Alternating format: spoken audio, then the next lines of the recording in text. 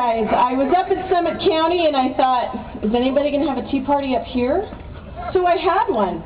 About 40 people came to my house, and we've grown to over 100 people up in Summit County that meet very often and learn about the principles of liberty. We named ourselves the STAR Forum. It's an acronym for Save the American Republic, because we are a republic, not a democracy.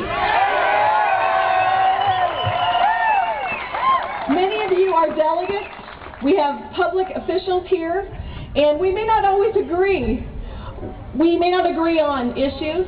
We may not agree on which candidates to support, but we do agree that this country was founded under God with a constitution that we must respect, and we must not lose sight of that goal, because that goal is going to take us further than fighting over small issues or candidates, because we know what we really stand for as Americans.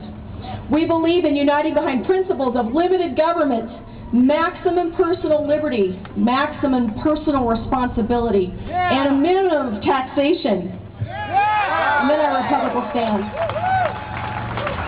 Many of you may be out of work or struggling to find work. I call upon you to create your own work.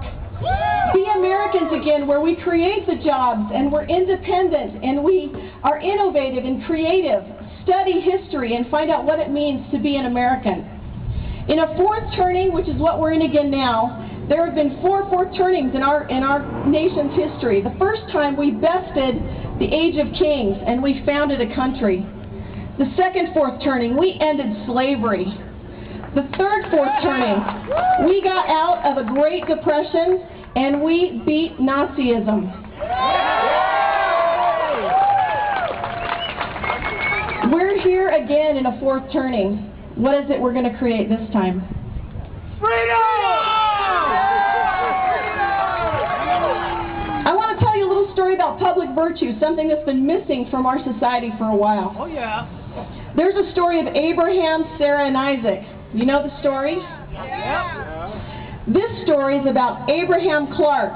He was a signer of the Declaration of Independence. His wife's name was Sara, and they had a son, Isaac. And a son, Thomas.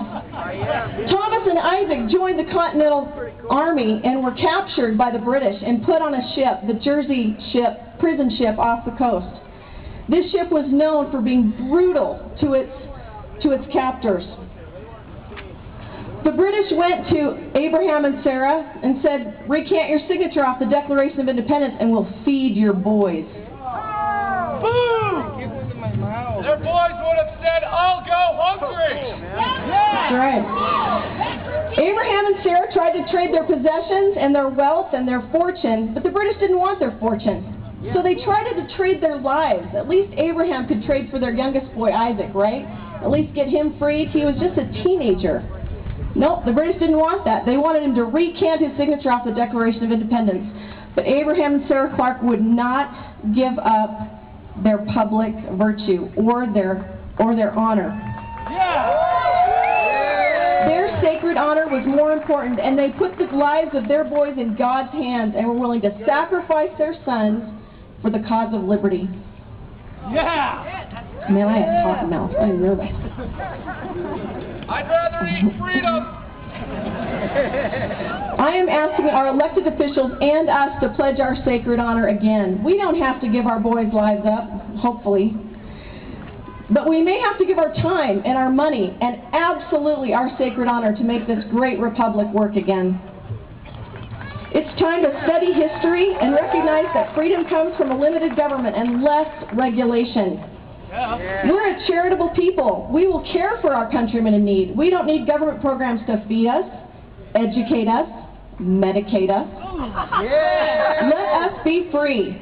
Let our private citizens and private corporations be the charities to truly care for our indigent instead of creating a welfare state and serfdom from the government. We have what it takes in Utah to be a light to the rest of the nation. We can show other states that Utah can be a sovereign state within our sovereign nation. Special thanks to many legislators and our governor for doing the right thing at the right time.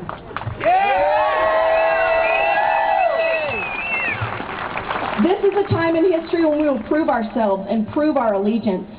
Do we love to be cared for and be as slaves to our nation? No. Or be free and have liberties to succeed or fail? I stand with Patrick Henry and his timeless words. If ye love wealth better than liberty, the tranquility of servitude than the animating cost of freedom, go from us in peace. We ask not your counsels or arms. Crouch down and lick the hands which feed you. May your chains sit lightly upon you, and may posterity forget that you were our countrymen. God bless this great country.